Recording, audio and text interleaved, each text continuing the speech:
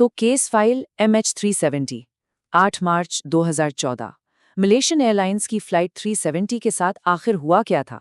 आज हम इसी गुत्थी को समझने के लिए इस मामले की एक टेक्निकल एक तकनीकी समीक्षा करने वाले हैं।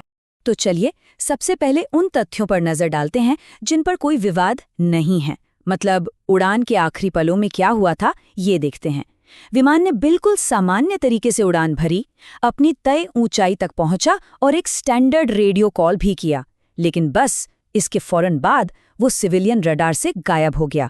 और फिर करीब 1 घंटे बाद वो मिलिट्री रडार पर नजर आया, लेकिन एक बिल्कुल अलग जगह और एक अलग दिशा में। अब बात करते हैं शुरुआती रिस्पॉन्स की और उन गलतियों की जिनकी वजह से शुरुआती खोजबीन में बहुत मुश्किलें आईं। 4 घंटे, जी हाँ, पूरे 4 घंटे की देरी हुई ऑफिशियल इमरजेंसी रिस्पॉन्स शुरू करने में। और ये वो वक्त था जो बहुत बहुत कीमती था और जो हमने खो दिया। और ये देरी हुई क्यों? सीधा सीधा कहूं तो एयर ट्रैफिक कंट्रोल सेंटर्स के बीच कम्युनिकेशन और प्रोसीजर में गड़बड़ी की वजह से।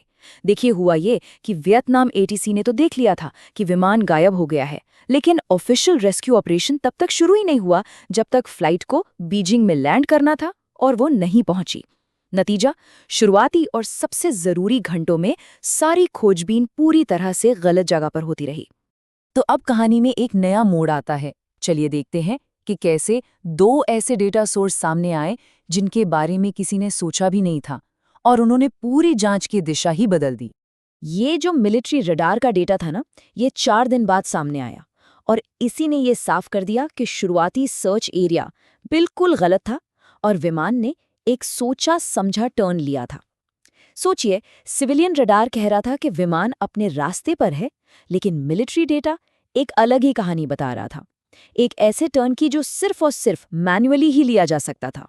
अब एक और दिलचस्प बात, भले ही विमान के मेन कम्युनिकेशन सिस्टम बंद हो गए थे, लेकिन वो एक सैटेलाइट को लगातार ऑटोमेटिक सिग्नल भेजता रहा। इसको ऐसे समझिए, जैसे आपका फोन, मान लीजिए उसमें नेटवर्क नहीं है, लेकिन वो फिर भी पास के टावर को एक पिंग भेजता रहता है, ये बताने के लिए कि मैं ऑन हूं। बस वैसा ही कुछ। इन सिग्नल से हमें एग्जैक्ट लोकेशन तो नहीं मिली, लेकिन ये जरूर साबित हो गया कि विमान रडार से गायब होने के कई घंटों बाद तक उड़ रहा था।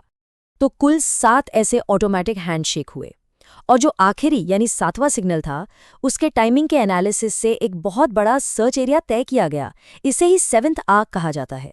अंदाजा ये था कि यहीं कहीं विमान का ईंधन खत्म हुआ होगा, और इसलिए सारी खोज इसी इलाके में सिमट कर रह गई।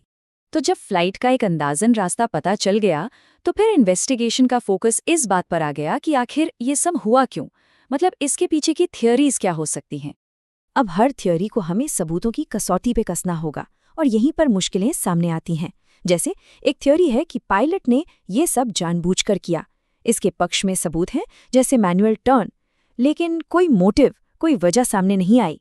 फिर बात आई हाईजैकिंग की, लेकिन किसी ने इसकी जिम्मेदारी ही नहीं ली। और एक तीसरी घोस्ट फ्लाइट थ्योरी है कि किसी वजह से सब बेहोश हो गए और प्लेन ऑटो पायलट पर उड़ता रहा। ये कम्युनिकेशन बंद होने की बात तो समझाती है, लेकिन उस शुरुआती शार्प टर्न का क्या, वो समझ नहीं आता। और फिर सालों बाद एक बिल्कुल नई एनालिसिस टेक्निक सामने आई, और इसने हमें अब तक का सबसे मजबूत सुराग दिया है। सवाल ये है कि क्या रेडियो तरंगे एक घोस्ट फ्लाइट को ढूंढ सकती हैं?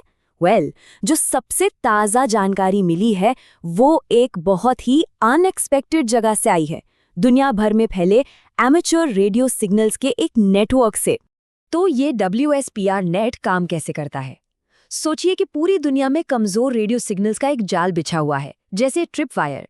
अब जब भी कोई बड़ी चीज, जैसे कि एक हवाई जहाज, इन सिग्नल्स के बीच से गुजरता है, तो उनमें एक हल्की सी डिस्टर्बेंस पैदा होती है। और जब आप हजारों ऐसी डिस्टर्बेंस का एनालिसिस करते हैं, तो आप उस जहाज का पूरा रास्ता रिकंस्ट्रक्ट कर सकते हैं। और यही काम किया एक retired aerospace engineer Richard Godfrey ने।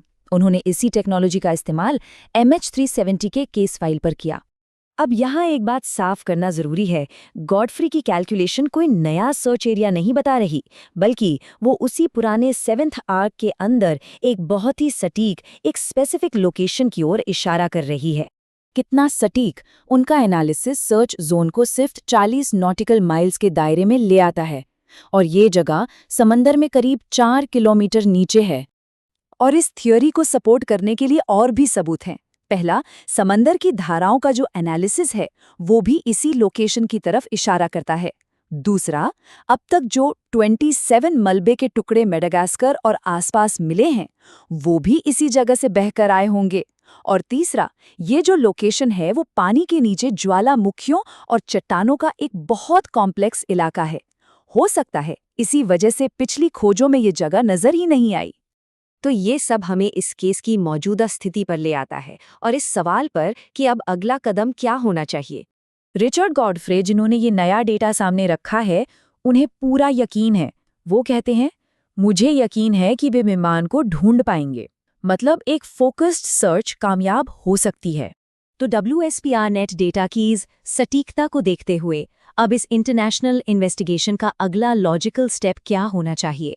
और इसी सवाल के साथ केस फाइल MH370 की ये तकनीकी समीक्षा यहीं समाप्त होती है।